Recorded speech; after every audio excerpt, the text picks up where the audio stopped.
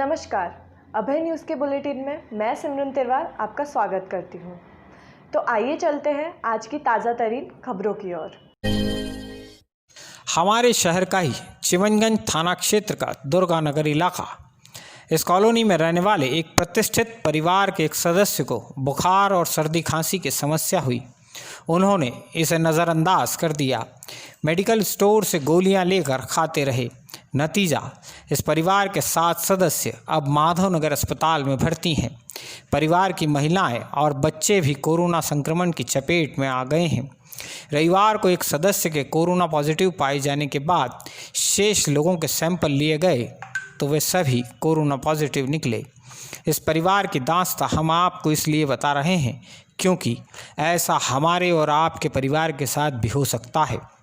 मौसम बदला है, जाहिर है यह आपकी सेहत पर थोड़ा बहुत असर तो डालेगा ही, लेकिन फिर भी यदि आपके घर में किसी सदस्य को हल्का बुखार या सर्दी खांसी है तो उसे हल्के में लेने की भूल कतई न करें। यह कोरोना संक्रमण भी हो सकता है।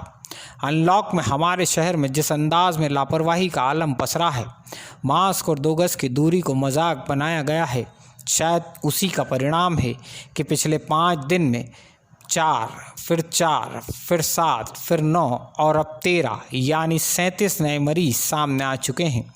थोड़ी जल्दबाजी होगी, लेकिन इसे आप कोरोना की दूसरी लहर भी कह सकते हैं।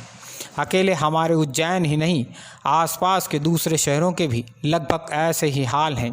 मंगलवार से जिला प्रशासन ने मास्क नहीं पहनने वाले लोगों के खिलाफ भी सख्ती बरतना शुरू कर दिया है। पूरे शहर में लगभग 100 से ज़्यादा लोगों के खिलाफ तगड़ी चालानी कार्रवाई की गई है। इंदौर और देवास रोड की कॉलोनियों में सूने मकानों को निशाना बनाने वाले चिमनगंज थाना क्षेत्र के 3 बदमाशों की आखिरकार मंगलवार को विधिवत गिरफ्तारी कर ही ली गई है। नागझरी पुलिस ने शाहनवाज, शादाब और अतीक नाम के इन बदमाशों को पकड़ा है।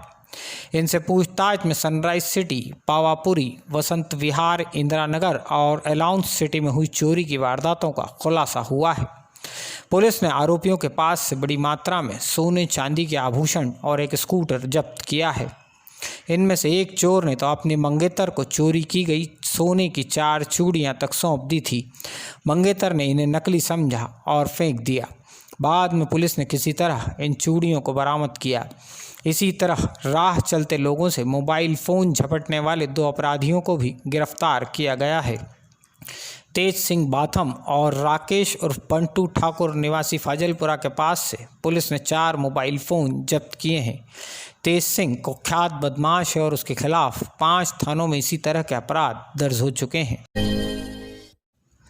यदि आपके घर में कोई छोटा बच्चा है और फिलहाल उसका स्कूल बंद है तो निश्चित ही आपके मोबाइल फ़ोन पर स्कूल से एक मैसेज आया होगा। यह मैसेज होगा, ऑनलाइन क्लास शुरू कर दी गई है, अपने बच्चों को पढ़ने बैठाइएगा। उज्जैन में हज़ारों पालकों के पास इस तरह के मैसेज पहुँचे हैं। एक ख़ास बात जान लीजिए, मध्य प्रदेश या केंद्र सरकार ने किसी भी श्रेणी के स्कूलों में ऑनलाइन क्लासेस शुरू करने के लिए फ़िलहाल किसी तरह के दिशा निर्देश जारी नहीं किए हैं। यदि सरकार के दिशा निर्देश ही नहीं हैं तो फिर स्कूलों से मैसेज किस बात के। दरअसल यह केवल और केवल स्कूल्स द्वारा आपकी जेब से फीस खींचने का एक तरीका है। उज्जैन शहर के लगभग सारे ही निजी स्कूल में ऑनलाइन क्लासेस शुरू कर दी गई है। मंगलवार को जिला पालक संघ और मंडल अभिभाषक संघ ने स्कूल्स की इस तरह की मनमानी के खिलाफ आवाज़ उठाई है। शहर के कई बड़े वकील इस मामले में एडीएम विदिशा मुखर्जी से मिले। एडवोकेट आशीष तिवारी की माने तो मोबाइल फ़ोन पर क्लासेस तो बच्चों की सेहत के लिए भी घातक है। इसके अलावा जिन लोगों के पास स्मार्टफोन नहीं है उनके बारे में स्कूल से कुछ भी स्पष्टीकरण नहीं लिया जा रहा है। ऑनलाइन क्लासेस का वक्त निर्धारित नहीं है। सैकड़ों लोगों को केवल ऑनलाइन क्लासेस की वजह से ही अतिरिक्त स्मार्टफोन खरीदना पड़ रहे हैं। यह एक तरह की अराजकता है। स्कूल 1 या 2 माह मोबाइल पर बच्चों को पढ़ाएंगे, फिर कहेंगे ऑनलाइन ही क्वार्टरली एग्ज़ाम होगी और फिर आपसे पूरी फ़ीस वसूल ली जाएगी। वैसे एक बात हमारे दर्शकों को और बता दें, जबलपुर के एडवोकेट दिनेश उपाध्याय ने भी इस मामले में हाईकोर्ट में एक याचिका दायर की है। इस याचिका पर हाईकोर्ट ने मध्य प्रदेश सरकार को 5 दिन के भीतर जवाब पेश करने को कहा है। इंदिरानगर इलाके में अनारकेश्वर महादेव मंदिर के पास से सरकारी जमीन पर नगर निगम ने अतिक्रमण हटाने की कार्रवाई की है। इस जमीन पर नगर निगम सामुदायिक भवन बनाने जा रहा है। कलेक्टर आशीष सिंह ने किल कोरोना अभियान में ड्यूटी के दौरान लापरवाही करने वाले 5 शिक्षकों को निलंबित कर दिया है। सभी शिक्षक विकासखंड शिक्षा अधिकारी कार्यालय में अटैच किए गए हैं। कोरोना संक्रमण के कारण इस बार सार्वजनिक गणेश उत्सवों को अनुमति नहीं मिलेगी। इसके अलावा राज्य शासन के निर्देशों के बाद धार्मिक स्थलों पर एक बार में 5 से अधिक लोग मौजूद नहीं रह सकेंगे। शादियों में भी केवल 20 लोगों को ही शामिल होने की अनुमति रहेगी। कलेक्टर ने नगर निगम सीमा क्षेत्र में रात 10 से सुबह 5 बजे तक कर्फ्यू जारी रखने के आदेश दिए हैं। इसी तरह बाजार में अब दुकानों के खुलने का समय सुबह 9 से शाम 7 बजे तक के बजाय रात 8 बजे तक का कर दिया गया है। कांग्रेस के वरिष्ठ नेता और पूर्व मुख्यमंत्री कमलनाथ के साथ महाकालेश्वर मंदिर में प्रवेश के बाद से ही कांग्रेस नेत्री नूरी खान कुछ कट्टरपंथियों के निशाने पर है। इस कांग्रेस नेत्री के खिलाफ सोशल मीडिया पर तरह तरह की टिप्पणियां की जा रही हैं। एक घटनाक्रम को इतना तूल देने की कोशिश हो रही है जैसे कोई बहुत बड़ा अपराध हो गया हो। इस वक्त खुद नूरी खान क्या सोचती हैं और उनके मन में कौन सी बातें चल रही है, आइए आज खुद उन्हीं से जानेंगे। लेकिन इससे पहले face of the Ujjain series में आप नूरी खान के राजनीतिक जीवन, शहर के प्रति उनके समर्पण और उनकी मूल विचारधारा के बारे में कुछ खास बातें जान लीजिए। मई 2018 टावर चौक पर आमरण अनशन के लिए बैठी शहर की एक बेटी आपको याद ही होगी। मुद्दा था शहर की पहचान क्षिप्रा नदी के शुद्धिकरण का। 5 दिन तक चले इस आंदोलन के बाद अनशन शहर के धर्मज्ञ व विदूषक जनों ने समाप्त कराया।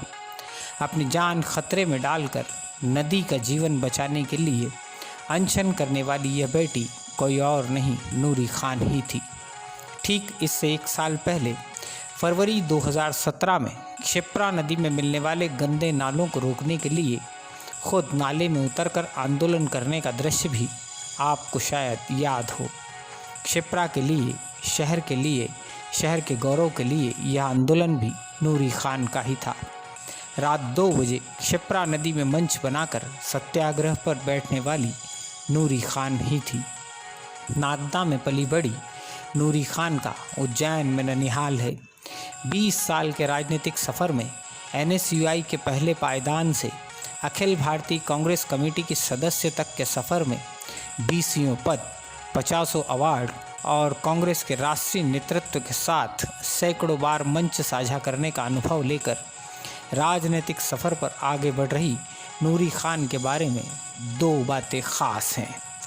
वे मध्य प्रदेश की पहली ऐसी महिला हैं जो अल्पसंख्यक आयोग की सदस्य हैं और उज्जैन जिले की पहली ऐसी महिला हैं जिन्हें राज्य मंत्री का दर्जा हासिल है। महज 18 साल की उम्र में पूर्व विधायक स्वर्गीय कल्पना परुलेकर के साथ भारत कॉमर्स आंदोलन में भाग लेकर 10 दिन तक महिदपुर जेल में बंद रही नूरी खान उज्जैन शहर, उज्जैन जिला और मध्य प्रदेश की जनता के हितों के लिए कई बार सरकार से भिड़ चुकी हैं। LLB तक शिक्षित नूरी खान की 17 साल की बेटी और 18 साल का बेटा है।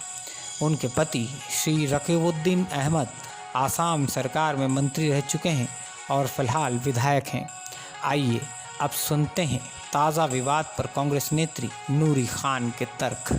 नमस्कार, अभय न्यूज़ में आज आपका बहुत बहुत स्वागत है। हमारे साथ मौजूद हैं अल्पसंख्यक आयोग की सदस्य और राज्य मंत्री। तो आइए जानते हैं उनका राजनीतिक सफर।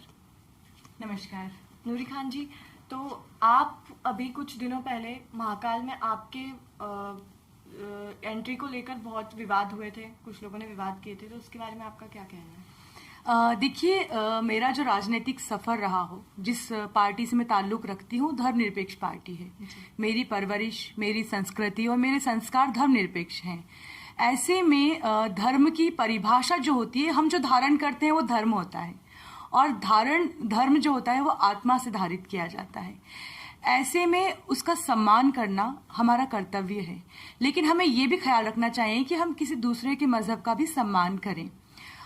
मेरा वहाँ पर जाना और किसी का आपत्ति लेना ये मेरे लिए कोई पहली नई बात नहीं है कि मेरा विरोध हुआ, क्योंकि मैं धर्मनिरपेक्ष हूँ, पहले भी धार्मिक यात्राओं में गई हूँ।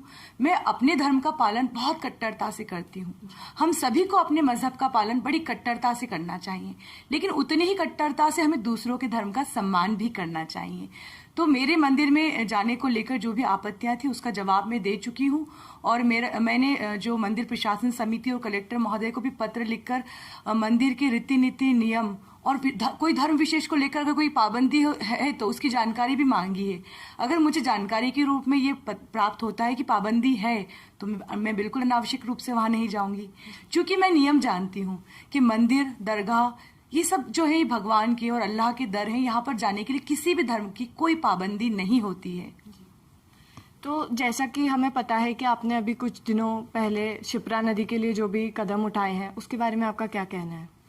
देखिए, उज्जैन की जो शिप्रा नदी है वो मोक्षदायिनी है। 16 गंदे नालों का पानी उसमें मिलता है। लगातार मैंने कभी तो 20 फीट पानी पर धरना देने का काम किया है। 70 से 80 घंटे की अनशन भूख हड़ताल मैंने की है, जल सत्याग्रह मैंने किया। तो लगातार मेरी ये कोशिश रही है धर्म विशेष से ऊपर उठकर कि हम उज्जैन में रहते हैं, मेरा घर उज्जैन में है, मैं यहाँ की निवासी हूँ। ऐसे में शिप्रा के लिए लड़ना हमें चाहिए। तो जिस किसी ने मेरा विरोध किया, मैं ये मानती हूँ कि लोकतंत्र है, और आचार्य जी को धन्यवाद देना चाहती हूँ कि उन्होंने उनके मन की व्यथा हमारे सामने रखी, क्योंकि ये भी एक लोकतंत्र की प्रणाली है। लेकिन सम्मानजनक मैं उनसे इतना ही कहना चाहूंगी कि मैं उज्जैन की बेटी हूँ जो कभी शिप्रा के लिए लड़ती है, कभी उज्जैन में गरीबों की बस्ती के लिए लड़ती है, और लगातार जो मेरे आंदोलन हुए हैं वो इसी बात को प्रदर्शित करते हैं कि मैं धर्मनिरपेक्ष राष्ट्र में रहती हूँ और धर्मनिरपेक्ष मेरी विचारधारा है। उनका काम है भड़काना और मेरा काम है भाईचारा बढ़ाना, जो मैं करती रहूंगी।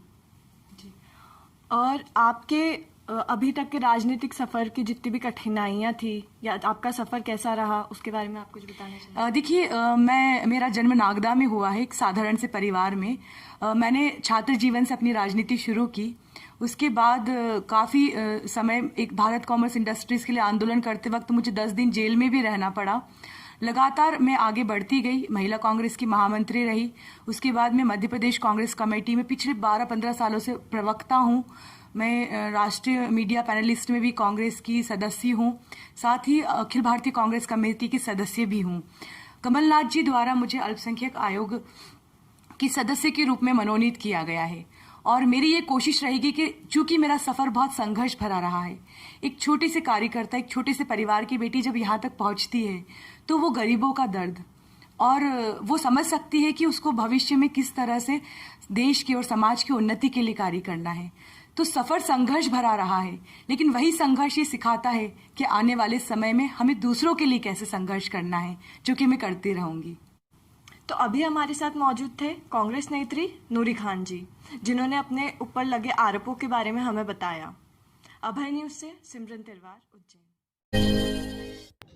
तो यह थी आज दिन भर की प्रमुख खबरें।